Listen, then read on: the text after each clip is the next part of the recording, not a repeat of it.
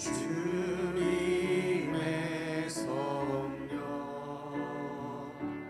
지금 이곳에 임하소서.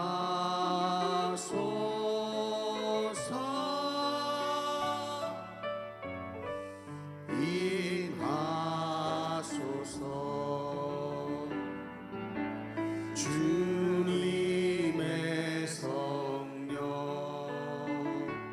지금 이곳에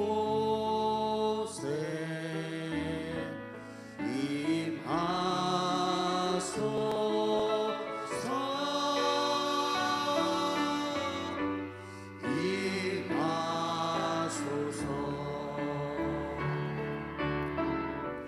할렐루야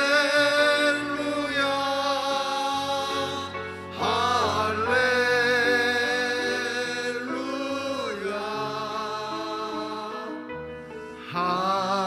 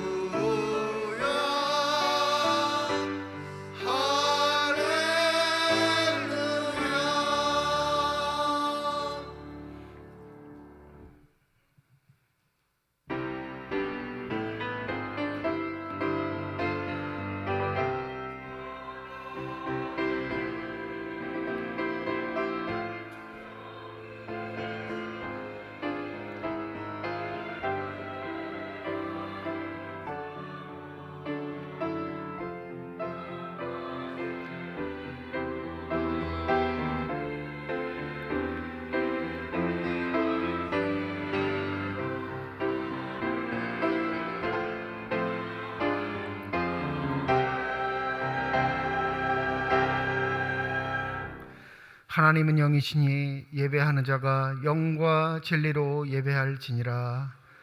거룩하신 하나님, 하나님의 부르심을 받들어 이 자리에 나와 예배드리는 주의 백성들의 예배를 기뻐 받아 주시옵소서. 진실된 마음과 정직한 영으로 삼위일체 하나님의 성호를 찬양하며 예배 드릴 때에 하나님이시여 영으로 임재하여 주시사 주님만이 주실 수 있는 평강과 기쁨이 저희 심령 가운데 가득 넘치게 하여 주시옵소서. 감사드리며 우리 주 예수 그리스도의 이름으로 기도드립니다. 아멘.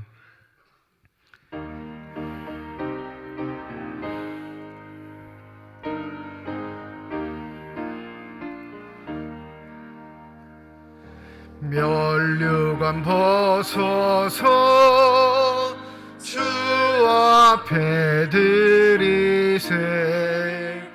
저 천사 기쁜 노래가 온 땅에 퍼지네.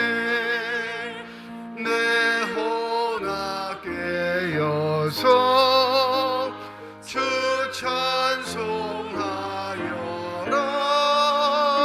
온 백성 죄를 속하신 만왕의 왕일세. 면류관 벗어서 주 앞에 드리세. 그 손과 몸의 상처가 영광 중 빛나네. 하늘의 천사도 그 영광 보고서 고난의 신비 알고자 늘 흠모하도다. 면류관 벗어서 주 앞에 드리세. 온 세상 전쟁 그치고 참 평화 오겠네. 주 보좌 앞에서 온 백성 엎드려 그 한량없는 영광을 늘 찬송합니다.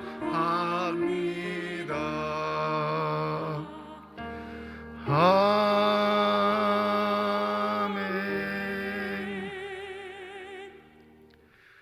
나의 영혼이 잠잠히 하나님만 바라며 나의 구원이 그에게서 나오는도다.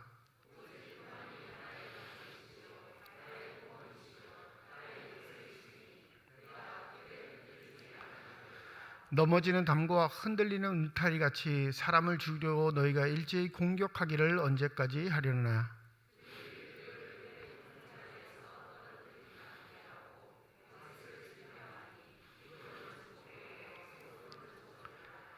나의 영혼아 잠잠히 하나님만 바라라. 물은 나의 소망이 그로부터 나오는도다.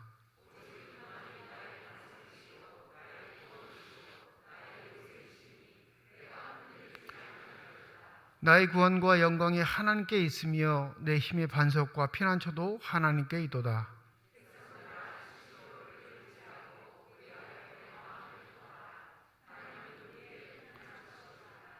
아멘. 지난 한 주간 동안의 삶을 되돌아보며 주 앞에 참회의 기도를 드립니다.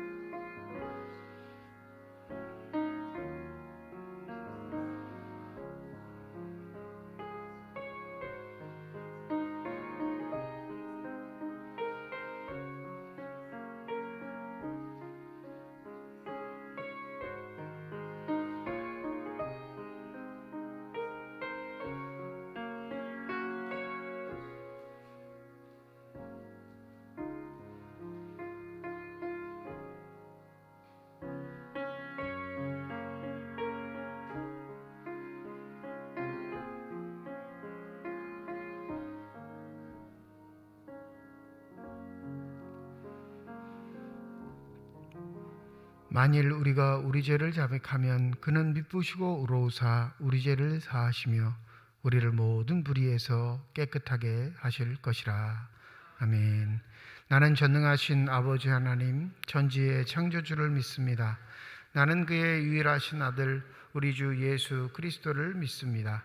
그는 성령으로 잉태되어 동정녀 마리아에게서 나시고 본디오 빌라도에게 고난을 받아 십자가에 못 박혀 죽으시고 장사된 지 사흘 만에 죽은 자 가운데서 다시 살아나셨으며 하늘에 오르시어 전능하신 아버지 하나님 우편에 앉아 계시다가 거기로부터 살아있는 자와 죽은 자를 심판하러 오십니다. 나는 성령을 믿으며 거룩한 공교회와 성도의 교제와 죄를 용서받는 것과 몸의 부활과 영생을 믿습니다. 아멘.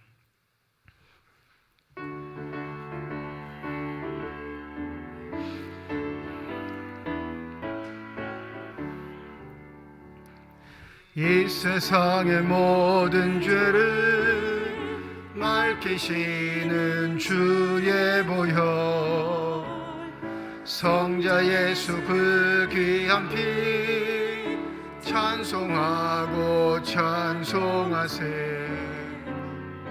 주님 앞을 멀리 떠나 길을 잃고 헤맬 때에 나의 뒤를 따라오사 친히 구원하셨도다. 흰 눈보다도 주의 흘리신 보혈로 씻어 주옵소서.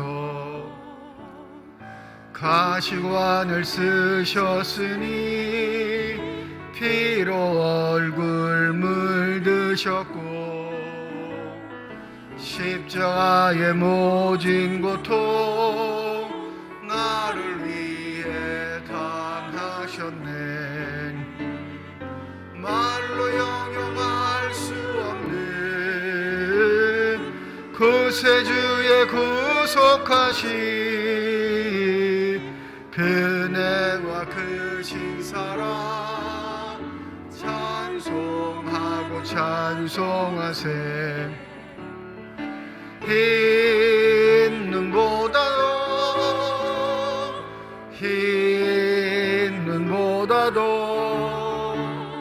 주의 흘리신 보혈로 희게 씻어 주옵소서. 아버지를 멀리 떠나 바른 길을 저버리고 여러 가지 죄악으로 주홍같이 되었으니 물 같은 것 가지고는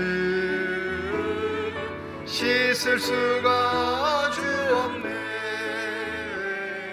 주여 귀한 보배 피로 날 정결케 하옵소서. 흰 눈보다도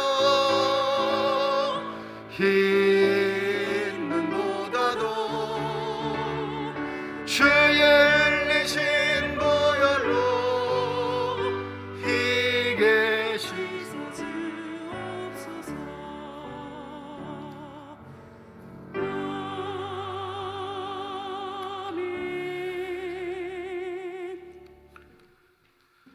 사랑과 은혜가 풍성하신 아버지 하나님, 귀한 주일 아침에 주님께 나와 예배드리게 하심을 감사드립니다.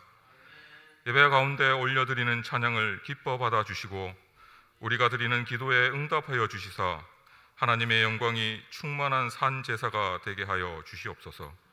주님 당하신 고난을 기억하는 사순절 기간입니다. 저희들에게 영원한 생명을 주시기 위하여 고통당하사 십자가를 지신 주님을 기억합니다.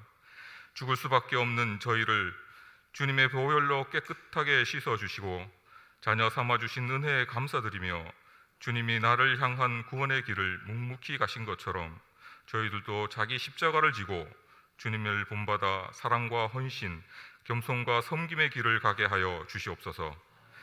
우리의 마음을 크게 엽니다. 주께서 부르실 때에 주저함 없이 주께 나가게 하시고 주께서 말씀하시는 것에 기쁘게 순종하게 하여 주시옵소서. 지난 한 주간 삶을 회개합니다. 주님, 우리에게 큰 은혜를 베푸셨지만 순간순간 주님을 부인하며 실망과 좌절의 삶을 살았던 것을 고백합니다. 너희는 어두운 곳을 밝히는 빛과 썩어가는 것을 방지하는 소금이라고 하신 주님의 가르침을 지키지 못했음을 회개하오니 주여 불쌍히 여기시고 긍휼을 베풀어 주시옵소서. 나라를 위해 기도합니다. 이 땅의 자유와 민주주의와 복지에 기반한 선진사회의 질서가 확고히 자리 잡게 하시고 경제가 회생하여 신음하는 이들의 소리가 그치며 빈부의 격차는 해소되어 이 땅에 속한 온 국민이 하나님의 평안 가운데 살아가는 복된 나라가 되게 하여 주시옵소서. 나라와 국민을 섬기도록 세움받은 대통령을 비롯한 위정자들의 마음을 친히 주장하셔서 오만과 독선에 빠지지 않고 겸손히 주님께서 주신 힘을 나라와 국민을 위해 사용하도록 인도하여 주시옵소서. 그리하여 하나님을 향한 경의와 지혜가 날로 더해지고 갈라지고 나누어진 민심이 하나로 통합되는 은혜가 있게 하여 주시옵소서. 이 땅을 새롭게 하여 주시옵소서. 100년 전 평양 대부흥을 통하여 우리나라의 부흥의 불길이 솟아오른 것처럼 이 땅에 다시 부흥의 불길이 타오르게 축복하여 주시옵소서. 우리 교회가 부흥의 선봉장이 되게 하시고 시대적 사명을 감당하는 교회가 되게 하여 주시옵소서. 생명의 주관자 되시는 주께 우리의 생명을 위탁합니다. 질병으로 인한 힘겨움과 아픔 가운데서도 우리의 질고를 담당하신 주님의 사랑에 기대어 우리의 연약함을 위해 기도하오니 우리의 치료자 되시는 주님께서 병든 자를 치료하여 주시고 심령을 강건하게 하여 주시옵소서. 약해진 모든 것들이 주님 안에서 새로워지는 힘을 얻게 하여 주시옵소서.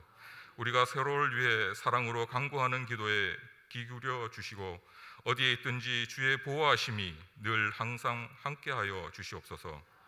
새 학기를 맞아 학교 생활에 적응 중인 우리 자녀들이 잘 적응하게 하여 주시고 주신 달란트가 더욱 빛나게 하여 주시옵소서. 주를 배워갈 때 세상이 감당할 수 없는 지혜와 풍성한 은사들로 삶이 가득 차게 하여 주시고 주를 닮아갈 때 허락하신 기업들을 받아 주의 나라를 확장시키는 주역이 되게 하여 주시옵소서. 말씀 전하시는 목사님에게 성령의 충만함을 더하여 주시고 귀한 말씀 선포하실 때 상한 심령들이 치유되게 하여 주시옵소서. 복된 예배를 위해 가장 낮은 곳에서 헌신하고 땀 흘리는 주의 종들을 기억하여 주셔서 낮은 곳에서 섬겼으나 가장 높은 곳에서 존경받는 자들 되게 하여 주시옵소서. 찬양으로 영광 올리는 임마누엘 찬양들을 축복하시고 영혼이 잘됨 같이 범사가 잘되며 찬양이 끊이지 않는 복된 삶으로 인도하여 주시옵소서. 모든 것 내어주시고 우리를 대속하여 주신 예수 그리스도 이름으로 기도합니다. 아멘.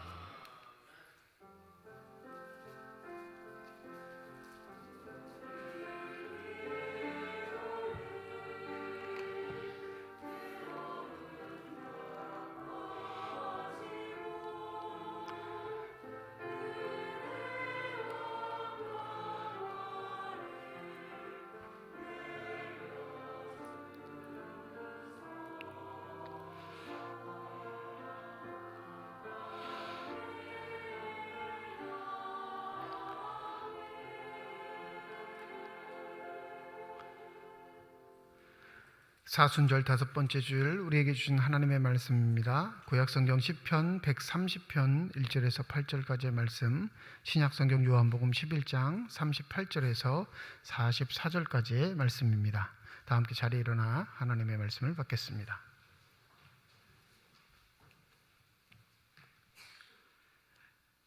오늘 우리에게 주시는 하나님의 말씀입니다.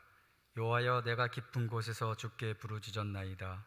주여, 내 소리를 들으시며 나의 부르짖는 소리에 귀를 기울이소서. 여호와여, 주께서 제약을 지켜보실진대 주여, 누가 서리이까? 그러나 사유하심이 주께 있음은 주를 경외하게 하심이니이다. 나 곧 내 영혼은 여호와를 기리며 나는 주의 말씀을 바라보는도다. 파수꾼이 아침을 기다림보다 내 영혼이 주를 더 기다리나니 참으로 파수꾼이 아침을 기다림보다 더하도다. 이스라엘아, 여호와를 바랄지어다. 여호와께서는 인자하심과 풍성한 속량이 있음이라. 그가 이스라엘을 그의 모든 죄악에서 속량하시리로다. 아멘.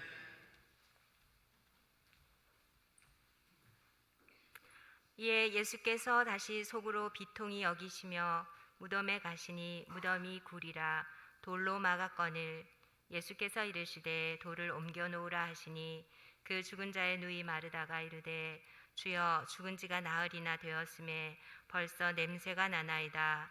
예수께서 이르시되 내 말이 내가 믿으면 하나님의 영광을 보리라 하지 아니하였느냐 하시니 돌을 옮겨 놓으니 예수께서 눈을 들어 우러러 보시고 이르시되 아버지여, 내 말을 들으신 것을 감사하나이다.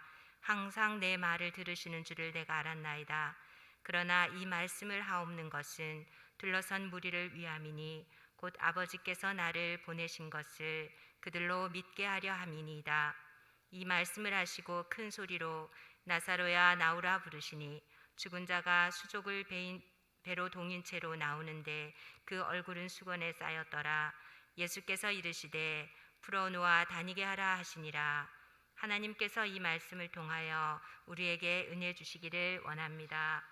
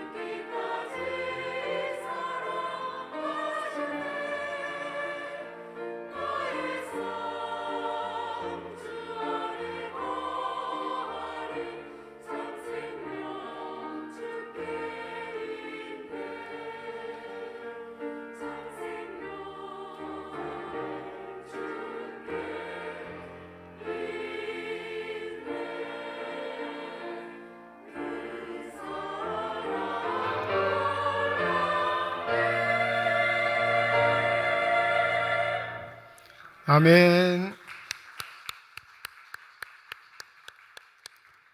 기도하겠습니다. 이 시간 우리들의 눈을 열어주시사 주 형상 바라보게 하여 주시옵시고 우리들의 귀를 열어주셔서 주 음성 듣게 하여 주시옵소서. 닫혀진 우리의 심령의 문이 성령의 은혜 가운데 활짝 열려지게 하여 주셔서 하나님 아버지 마음속에 품고 계시는 기쁨과 평안과 만족이 넘치는 복된 시간이 되게 하여 주시옵소서. 감사드리며 우리 주 예수 그리스도의 이름으로 기도드립니다. 아멘. 2주 전부터 서울에 세미나를 들으러 다니고 있습니다. 새벽에 5시 반에 출발하면 9시에 강의가 시작되는데 딱 9시에 도착돼요. 그리고 4시간 강의를 듣고 바로 이제 삼척으로 다시 돌아오는 거죠. 그 4시간 강의 들으려고 길에서 버리는 시간이 무려 9시간에서 10시간 정도 됩니다. 그럼에도 불구하고 다니는 이유는 그 강의를 하는 저자의 독특한 이력 때문에 그렇습니다. 박호영 교수라는 사람인데 전공은 에스겔이에요. 구약학자인데 강의하는 건 지금 신약입니다. 요한복음과 요한계시록. 독특하죠. 구약을 전공하는 자들은 신약을 잘 보지 않습니다. 그러니까 요한복음을 강의하면서 가장 강조하는 게 뭐냐면 신약도 구약의 전통 가운데서 볼 줄 아는 시각이 필요하다. 그래야 단절이 없고 통일성을 이룰 수 있다라고 얘기를 하는데 제가 평상시에 좀 좋아했던 요한복음과 계시록을 하니까 가는 면도 있지만 그가 주장하는 게 굉장히 독특하기 때문에 그렇습니다. 요한복음을 전공하는 모든 학자들은 요한복음을 분리할 때 1장부터 12장을 전반부로 그리고 13장부터 21장까지를 후반부로 보지만 20장까지가 본문이고 21장은 부록이다 이렇게 얘기합니다. 대학자들도 다 그렇게 분류를 해요. 그게 정설인 거죠. 요한복음을 전공하는 학자들 입장에서는 그걸 벗어나는 건 박사학위를 포기하는 것과 마찬가지입니다. 근데 구약을 전공해서 그런지 몰라도 이는 엉뚱한 주장을 합니다. 엉뚱한 주장이라보다 근거 있는 주장이긴 한데 요한복음은 두 분류로 나눠질 때 구분을 할 때 12장까지가 아니고 10장까지라고 얘기를 해요. 1장부터 10장까지가 전반부이고 11장을 기준으로 해서 다시 12장부터 21장까지가 후반부이다. 그러니까 세계적인 학자들은 12장, 13장 이렇게 구분하는데 이 박호영 교수는 11장을 기준으로 앞단락, 뒷단락으로 나누는 거예요. 그리고 더 얘기하는 건 뭐냐면 21장은 부록이 아니라 반드시 정본 안에 있어야 할 부분이다라고 주장을 해요. 그러면 11장으로 나누는 이유가 뭘까? 이 11장이 가장 요한복음의 중심이 된다고 주장하는 이유는 한 가지입니다. 뭐냐면 여기에 예수가 누구이신지 정확하게 확실하게 이야기해주는 본문이기 때문에 예수가 누구이신지를 근거를 밝히고자 하는 요한복음에 있어 11장은 핵심과도 같은 장이다 이렇게 정의를 하고 있습니다. 그래서 그 주장을 책으로 읽는 것보다 직접 가서 그 육성으로 그가 쓴 주석들을 본인이 직접 해설하는 걸 듣는 게 유익할 것이라 생각돼서 지금 다니고 있는데 힘든 만큼 유익한 점이 많은 건 사실인 것 같습니다. 요한복음 11장에 왜 요한복음의 주제장 가장 중심이 됐냐 하면 바로 생명 되신 예수 그리스도를 가장 확실하고 명확하게 우리에게 보여주기 때문에 그렇습니다. 이 11장의 독특한 점이 몇 가지가 있는데 첫 번째는 요한복음에는 7가지 표적이 등장해요. 7가지 표적이란 건 공간복음서 마태, 마가, 누가에는 이적, 기적, 이사라고 표현하지만 요한은 그런 표현을 쓰지 않고 표적, 사인이라는 이야기만 하는데 그 표적은 뭘 말하냐면 예수가 누구이시냐를 드러낸 것이라 말합니다. 근데 11장에 예수께서 뭐라고 자기를 정의하시죠? 나는 부활이요 생명이니 자신의 육성으로 자신이 온전한 생명 되신다라는 얘기를 하는 게 바로 이것이 7번째 표적입니다. 7이라는 숫자는 완전수죠. 그래서 요한복음에는 이 7이라는 숫자가 자주 등장하는데 중요한 개념이나 가치가 있는 단어나 또 나타내고 싶어하는 의미가 있는 건 반드시 7개의 숫자를 써서 표현하는데 이 7번째 표적 나는 부활이요 생명이다를 나타내시기 위해서 나사로를 살리는 표적이 곧 예수가 누구이신지를 완벽하게 드러내는 본문임을 우리에게 알려주고 있는 겁니다. 또 한 가지는 우리가 잘 알고 있는 공관복음에서는 의심 많은 제자라고 하면 누굴 얘기하죠? 도마를 얘기한단 말이에요. 도마. 근데 오늘 본문 11장 16절에 보면 도마가 이렇게 말하죠. 디두모라고도 하는 도마가 다른 제자들에게 말하되 우리도 주와 함께 죽으러 가자 하니라. 이 16절에 등장하는 도마도 요한복음에 7번 등장해요. 그러니까 예수의 제자는 어떠한 사람이어야 되는가를 명확하게 나타내 주는 건 요한복음에서 베드로가 아니라 도마라고 얘기합니다. 그 제자도의 핵심이 이 16절에 등장하는 거죠. 우리도 주와 함께 죽으러 가자. 그러니까 예수 당시 예수 사후 부활하신 이후에 초기 기독교인들, 특별히 예수를 자신의 목숨을 걸고 믿는 자들에게 모토가 된 핵심적인 가치가 이 도마의 말 속에 포함되어 있다는 거예요. 우리도 주와 함께 죽으러 가자. 마지막으로는 이 11장에 예수의 인성과 신성을 빗댈 수 있는 여러 가지 이야기들 중에 두 자매와 이야기하는 게 나옵니다. 이 마르다와 마리아의 이야기가 나오는데, 여러분 공관복음에서 보면 예수를 자신의 집에 영접하고 예수의 말씀을 듣던 사람은 누구죠? 동생 마리아예요. 예수의 바로 발 앞에서 무릎을 꿇고 예수의 말씀을 듣고 있을 때 언니인 마르다가 들어와서 예수께 좀 혼내달라고 하죠. 주님, 저 아이가 저렇게 있는 걸 그냥 두고만 보고 계십니까? 저를 좀 돕게 해 주십시오. 이렇게 공관복음서에서는 언니가 동생을 나무래 달라고 하면서 예수에게 꾸지람을 요청하거든요. 예수가 뭐라고 하시죠? 가만두어라. 그가 더 좋은 쪽을 택하였느니라. 그래서 이 본문이 설교 본문으로 등장하면 다 목사님 뭐라고 하시냐면, 봉사하는 것보다, 일하는 것보다 뭐 열심히 들으라고요? 말씀에 집중하라. 그런 설교를 하실 때가 많거든요. 그러니까 공관복음 입장에서는 마르다보다 누구의 믿음이 더 좋은 거예요? 동생 마리아의 믿음이 더 좋은 겁니다. 근데 오늘 요한복음 11장을 집에 가서 한번 다 천천히 한번 읽어보세요. 오늘 본문에 등장하면 신앙적인 얘기, 아주 신비한 이야기를 하는 건 언니 마르다입니다. 이건 뭘 말하냐면 예수의 신성적인 측면, 본질적인 측면은 언니 마르다하고 이야기하고요, 인간적인 측면, 육적인 측면들은 마리아하고만 이야기를 합니다. 그러니까 이 두 자매 사이에서 온전한 신성, 온전한 인성을 나타내는 예수의 모습을 그려내고 있는 게 또 11장의 신비이죠. 그럼 신성을 뭘 드러낼까요?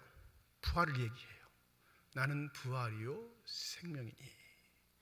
또 마르다가 뭐라고 얘기하냐면, 맞습니다. 마지막 날에는 우리가 주님의 말씀대로 다 부활할 것을 믿습니다. 이 신성적인 측면, 믿음의 측면을 강조하는데, 이 마리아에 대해서 예수의 인성이 드러나는 건 예수께서 우셨다라는 대목입니다. 믿음이 있던 마리아가 처참하게 자신의 오라비의 죽음에 무너져 인간적인 슬픔과 고뇌에 빠져 있는 걸 보고 예수가 그 슬픔과 고뇌에 동참하신 것을 예수가 우셨다라는 표현으로 하는 거죠.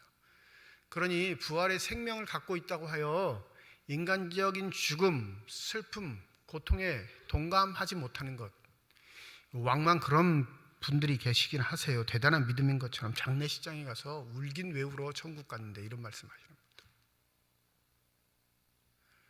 여러분, 이거 좋은 믿음이라고 생각하시면 착각입니다. 현실 세계를 망각하는 건 좋은 믿음일 수가 없어요.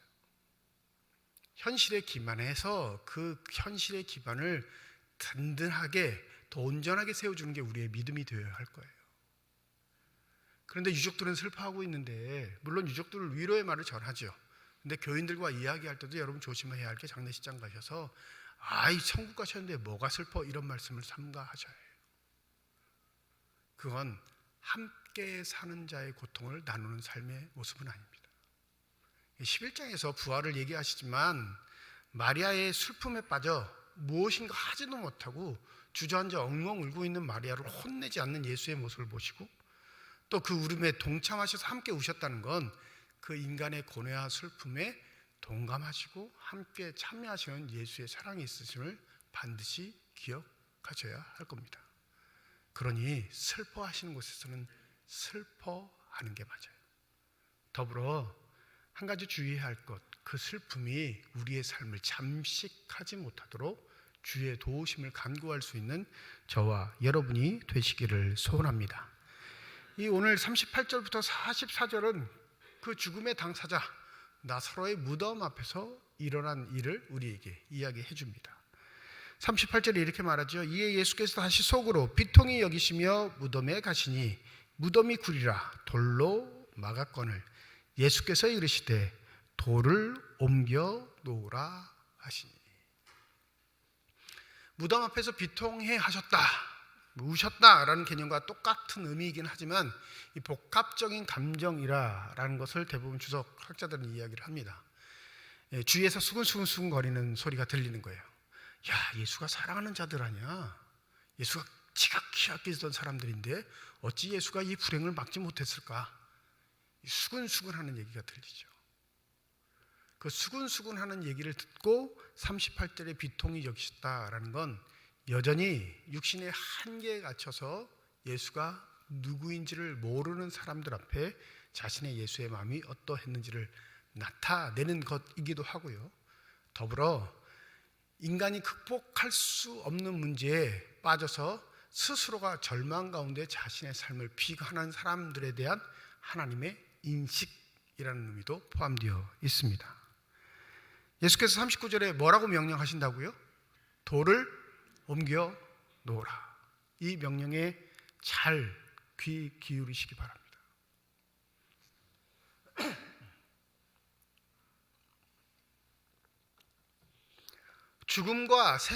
죽음과 생명이 되시는 예수 앞에 뭐가 가로막혀 놓여 있어요?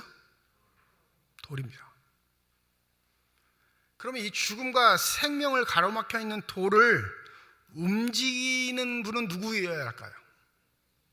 우리 그렇게 생각해. 그러지 않습니까? 이미 예수의 반대편, 그곳은 죽음이 있고 돌 건너서 이쪽 편에는 생명이신 예수가 있으니까 생명과 죽음을 막아놓은 돌은 누가 옮기는 게 맞아요? 예수가 옮기는 게 맞아요. 그게 우리가 갖고 있는 사고방식이고 신앙관입니다. 근데 예수는 그 돌을 누구에게 옮겨놓으라 하시죠? 거기에 모여있는 무리에게 옮겨놓으라고 말씀하십니다. 목사님, 너무 알레고리인데요? 이렇게 말씀하실 수도 있지만 그냥 육신적으로 보면 야, 돌 좀 이렇게 치워봐 이렇게 부탁할 수는 있지만 그 돌을 제쳐놓으면 뭐가 등장하는 거예요? 죽음이 등장하는 겁니다. 39절 그 죽은 자의, 거기부터 우리 한번 같이 읽어보죠. 39절 하반절입니다. 돌을 옮겨 놓으라 하시니 그 다음 시작.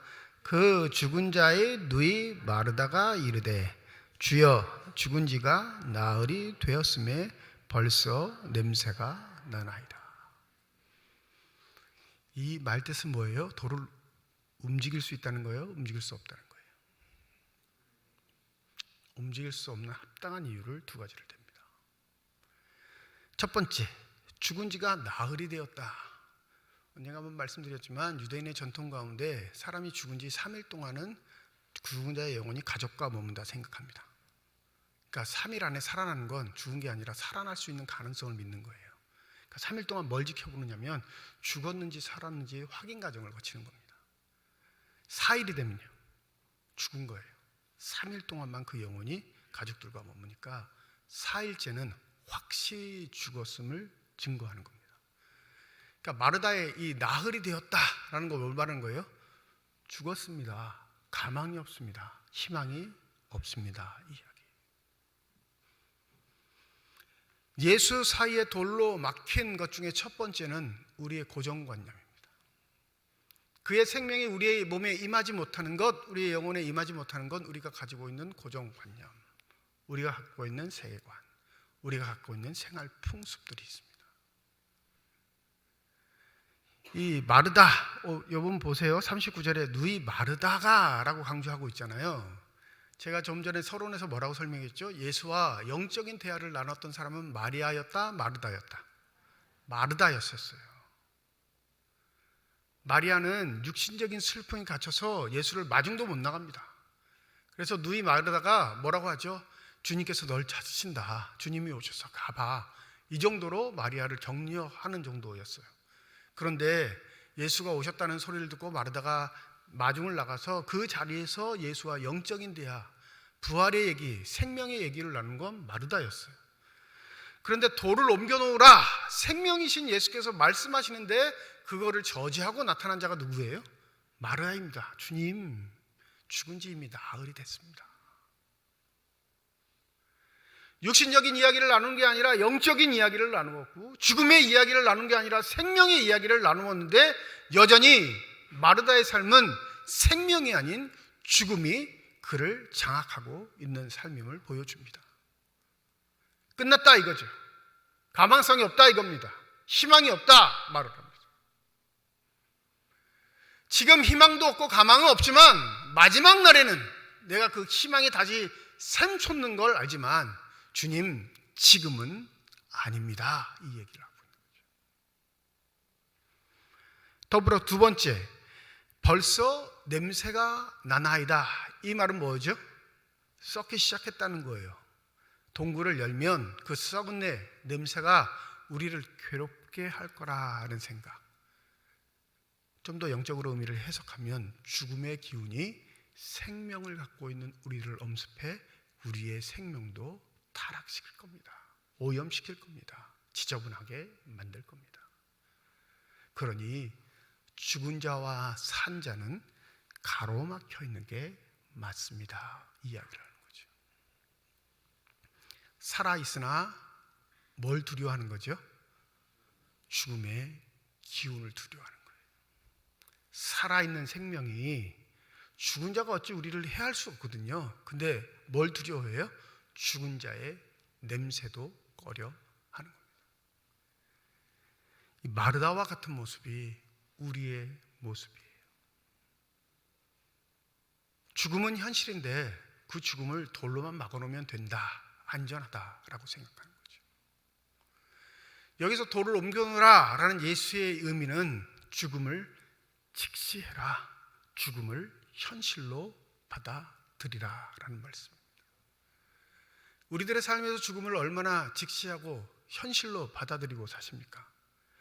여러분, 건강 염려증이 있는 건 죽음에 대한 공포이긴 하지만 그 죽음이 나에게 다가온 것으로 여기는 건 아니에요.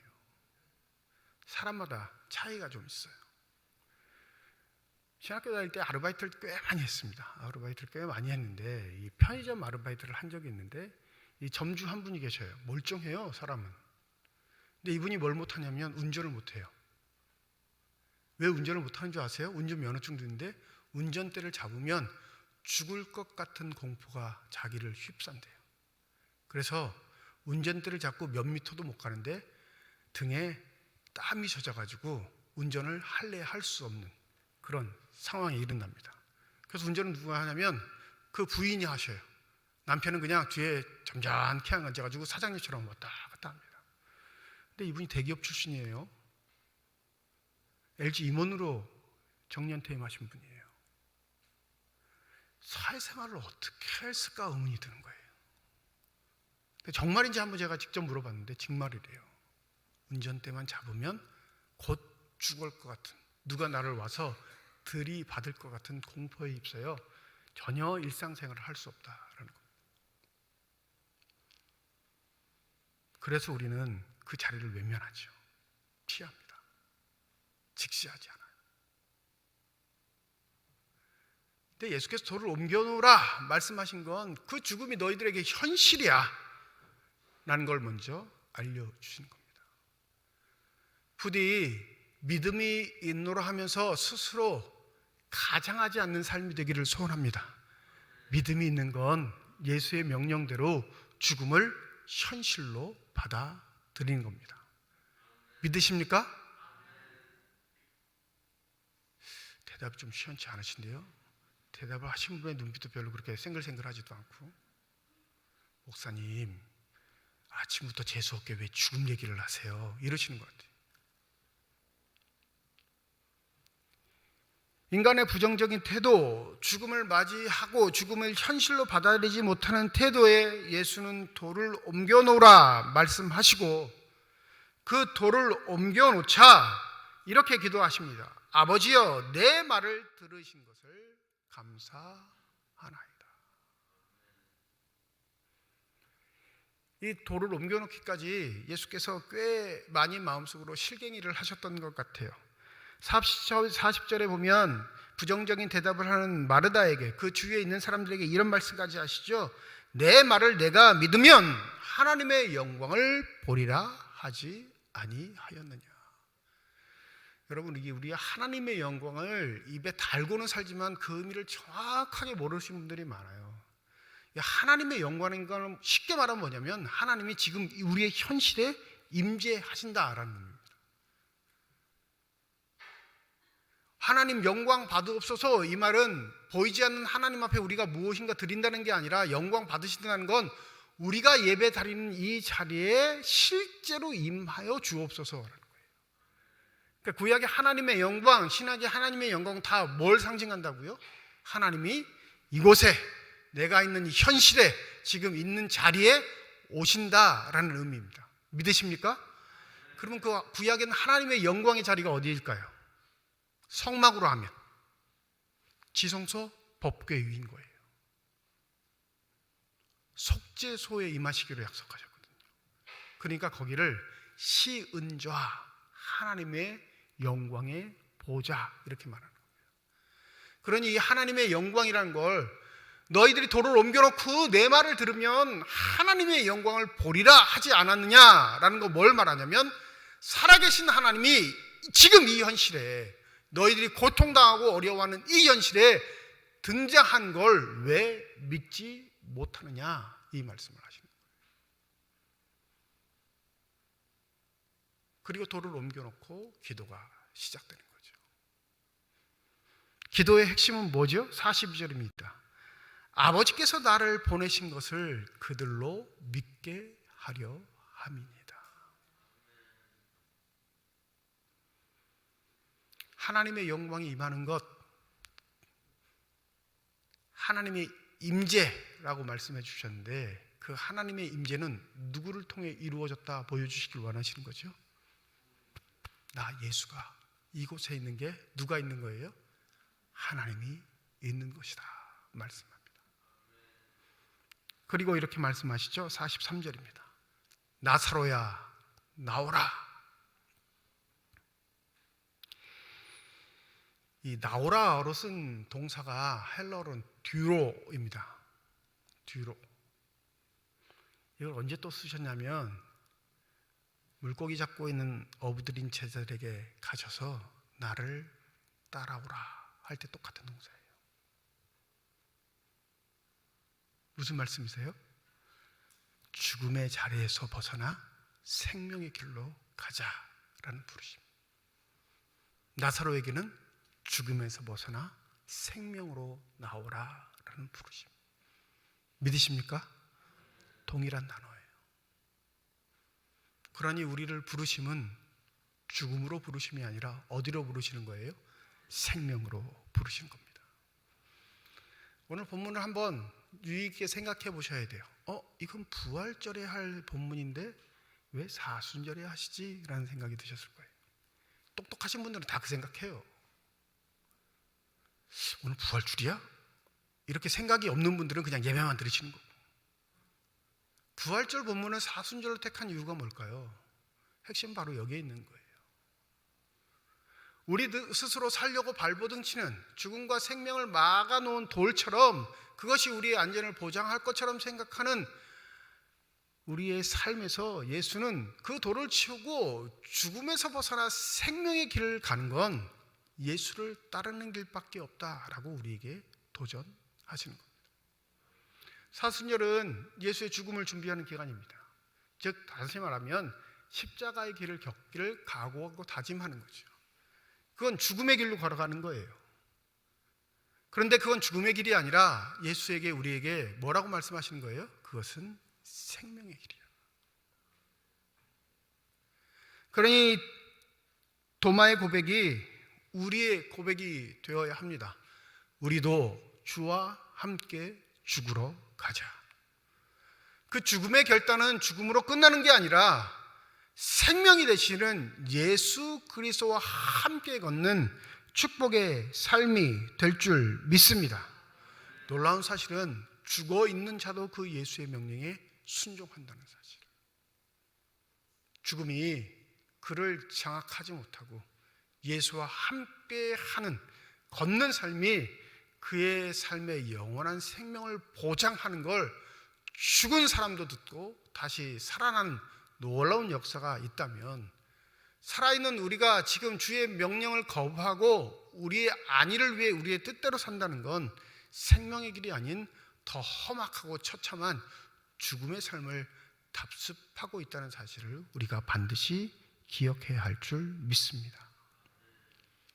생명과 죽음의 사이에 막혀진 돌, 그것이 우리의 안위를 보장하는 것 아닙니다. 여러분, 죽음을 각오하더라도 예수의 부르심에 응답할 때 그 부르심의 응답이 이제는 죽음의 길이 아닌 우리에게 열어놓으신 생명의 길로 걷는 복된 삶이라는 사실을 잊지 마시기 바랍니다. 더불어 예수의 십자가와 우리의 십자가는 본질적으로 차이가 있어요. 여러분, 예수께서 지신 십자가를 우리가 지을 수 있을까요? 아니요. 마태복음은 그렇게 말씀하시지 않잖아요. 나는 내 십자가 질 테니까 너희들은 너희 십자가죠. 근데 그 십자가가 예수의 십자가보다 무거울까요? 가벼울까요? 가볍습니다. 왜요? 이미 승리를 우리에게 보여주셨기 때문이죠. 그럼에도 불구하고 주저하고 망설이고 뒷걸음질 친 이유는 여전히 죽음의 기운에 얽매여 생명의 역사를 바라보지 못하는 우리의 근시안적인 믿음의 태도 때문입니다. 삶의 현실에서 어려움이, 막막함이, 괴로움이, 고통이 끊이지 않는 삶이 있습니다. 있어요. 그런데 그것을 이기고 우리에게 승리를 선포해 주신 예수가 있다는 사실을 믿으신다면 주저하지 마시고 그분이 명령하시는, 그분이 초대하시는 자리로 나오시는 저와 여러분이 되시기를 소원합니다. 돌은 우리가 굴리는 거예요. 그리고 내 삶의 죽음을 직시하는 겁니다. 그리고 그 죽음의 기운이 나를 엄습하지 못하도록 명령하시는 예수의 생명의 음성을 들으시고 예수가 초대하시는 제자도의 삶을, 예수가 초대하시는 영생의 길로 걸어가시는 저와 여러분이 되시기를 주님의 이름으로 축원드립니다. 기도하겠습니다. 만일 우리가 그리스도와 함께 죽었으면 또한 그와 함께 살 줄 믿노니 이는 그리스도께서 죽은 자 가운데 살아나셨음에 다시 죽지 아니하시고 사망에 다시 그를 주장하지 못할 줄을 알미로라.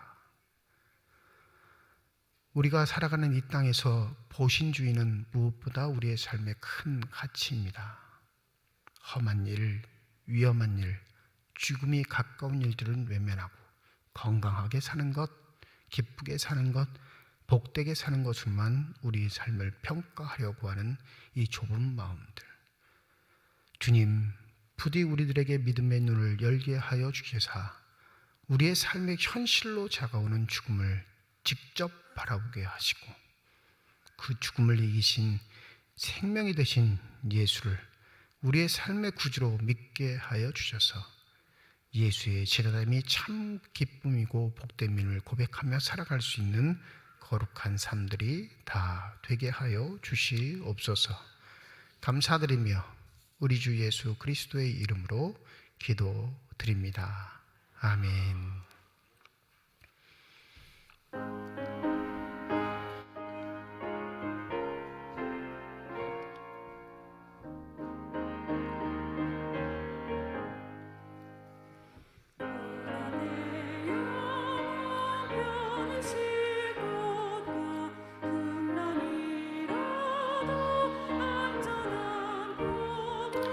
폭풍까지도 다스리시는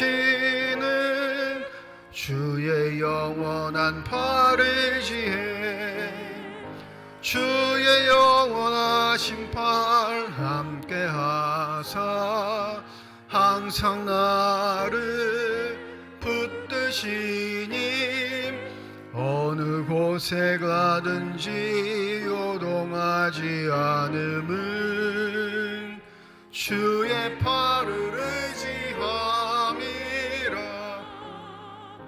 능치 못한 것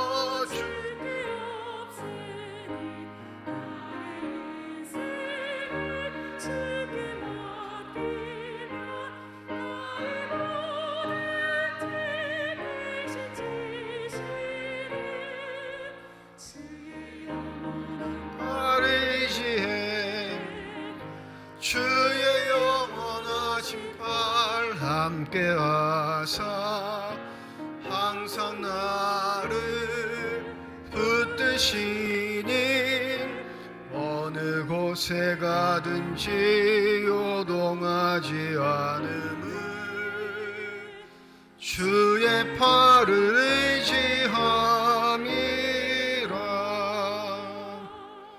하나님 아버지 사랑과 은혜를 진심으로 감사드립니다. 거룩한 주일 주의 전에 나오게 하여 주시옵시고 나올 때 빈손으로 나오지 아니하고 주 앞에 드릴 수 있는 예물께 하심을 감사드립니다. 11조 헌금으로 1,000번째 헌금으로 감사헌금으로 성경헌금으로 장학헌금으로 주일 헌금으로 구호 헌금으로 드리는 손길마다 주의 은혜 가운데 복 내려 주시사 이 땅 살아갈 때 필요한 것 채우시는 하나님의 은혜를 누리는 사람들이 되게 하여 주시고 사는 동안 후히 나누고 베풀 수 있는 축복의 손길들이 다 되게 하여 주시옵소서. 이 예물 쓰여지는 것 하나님의 사랑이 널리진 것 되게 하여 주시고 하나님의 이름으로 심겨지게 될 때 30배, 60배, 100배의 결실을 통해 여전히 우리를 통해 일하고 계시는 살아계신 하나님의 권세와 능력이 나타나는 아름답고 복된 예물만이 되게 하여 주시옵소서. 드리고는 싶사오나 드리지 못하는 형편에 있는 자들도 주께서 아시오니 긍휼의 하나님이시여 그들의 삶의 자리에서 채우실 때 그들이 갖고 있는 마음의 진실성이 흐트러지지 않게 하여 주시옵시고 늘 언제나 마음과 행동이 일치될 수 있도록 하나님께서 그들의 삶을 지켜보하여 주시옵소서. 예물을 드릴 때 기도의 제목을 담아 드리는 손길과 과정 주께서 아시오니 우리의 기도에 응답하시는 주님 우리의 삶의 자리에 찾아오시고 우리를 만나주시고 우리에게 힘을 더하여 주시옵소서. 그리하여 어떤 경우에라도 고통 속에 좌절하거나 절망하거나 포기하지 않게 하여 주시옵시고 믿음의 눈을 들 때 우리를 바라보시고 우리를 일으켜 세우시며 함께 걷게 하시는 하나님의 놀라운 축복이 우리 모든 교우들 가운데 항상 함께하게 하여 주시옵소서. 주의 몸된 교회를 위해 수고하고 애쓰는 많은 일꾼들 기억하여 주시옵시고 성령의 충만함을 더하여 주셔서 늘 한결같게 하여 주시옵시며 하나님의 은혜를 아름답게 누릴 수 있는 복된 삶들이 되게 하여 주시옵소서. 임마누엘 찬양대 찬양 기뻐 받으신 줄 믿습니다. 대원들 한 사람 한 사람을 축복하여 주시옵시고 저들의 삶의 길에 늘 하나님의 기쁨과 자랑이 되게 하실 뿐만 아니라 하나님의 임재를 체험하며 늘 언제나 아름답게 살아갈 수 있는 귀한 삶들이 되게 하여 주시옵소서. 교학교 교사를 비롯하여 제2회 부서를 섬기는 많은 일꾼들을 기억하여 주시옵시고 저들의 섬김을 통해 주의 교회가 더욱더 든든히 서가게 하여 주시옵시고 하나님의 영광이 늘 나타날 수 있는 복된 교회만이 되게 하여 주시옵소서. 병상에 누워있는 환우들 그 환우들을 돌보는 가족들을 기억하여 주셔서 그들의 눈에 눈물을 닦아주시고 환부의 주의 능력의 손길로 안수하여 주실 때에 그들의 질병과 고통과 아픔이 깨끗이 치유되며 회복되는 놀라운 축복과 은혜가 넘치게 하여 주시옵소서. 감사드리며 우리 주 예수 그리스도의 이름으로 기도드립니다. 아멘. 우리 함께 인사하겠습니다. 하나님의 축복이 여러분과 함께. 네, 감사합니다. 옆에 분과 우리 손 흔들면서 인사하시죠. 하나님의 축복이 옆에 계신 분과 함께. 감사합니다. 다음 주일은 종려 주일로 지키는 주일이고요. 1부, 2부 예배로 드리고 찬양 예배로 모이겠습니다.